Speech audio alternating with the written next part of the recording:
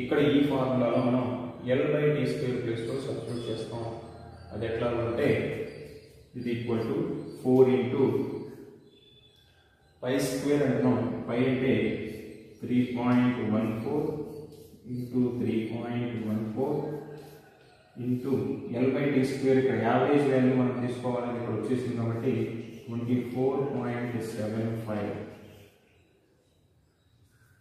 So ఇవి multiply చేస్తే మనకు వచ్చేటువంటి వాల్యూ ఎంత? ఫస్ట్ ఈ 3 నెంబర్స్ని 3.14 ఇంటూ 3.14 ఇంటూ 4 ఇక్కడ వాల్యూ ఎంత వస్తుంది అంటే 39.4384 మనకు వచ్చేటువంటి వాల్యూ